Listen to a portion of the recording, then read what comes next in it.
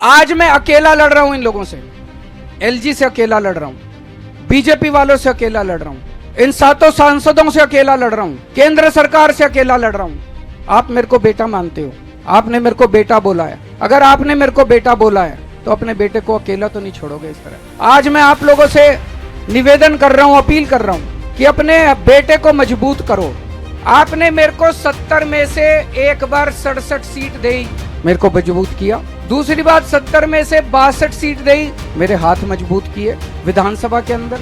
मैं बड़ा शुक्रगुजार हूं। आज ये जो मैं इनसे लड़ पा रहा हूं थोड़ा बहुत, ये इसी वजह से लड़ पा रहा हूं। जो भी थोड़े बहुत काम कर पा रहा हूं इसी वजह से काम कर पा रहा हूं, क्योंकि आपने इतना भारी बहुमत दिया था। अगर आपने 70 में से 40 सीट दी होती, ये बीजेपी वाले सरकार तोड़ देते, गिरा देते, खरीद लेते, डरा देते मेरे एमएलए से।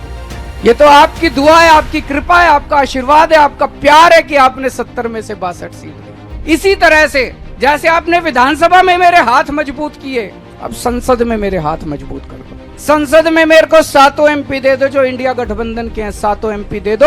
ये 7 एमपी मेरे 7 बड़े बड़े हाथ बन के काम करेंगे। अगली बार एलजी काम रोकेगा, ये 7 काम करा के लाएंगे। अगली बार अगर केंद्र सरकार काम रोकेगी, ये 7 काम करवा के लाएंगे। अगली बार संसद के अंदर आपके हक मारे जाएंगे, ये 7 एमपी संसद में उठ के आपकी आवाज बनेंगे। मैं आज आपसे यही मांगने के लिए आया हूँ, ये 7 एमपी अगर हमारे आ गए तो आपके बेटे के हाथ मजबूत होंगे, किसी की हिम्मत नहीं होगी कि आपके काम रोक पाए।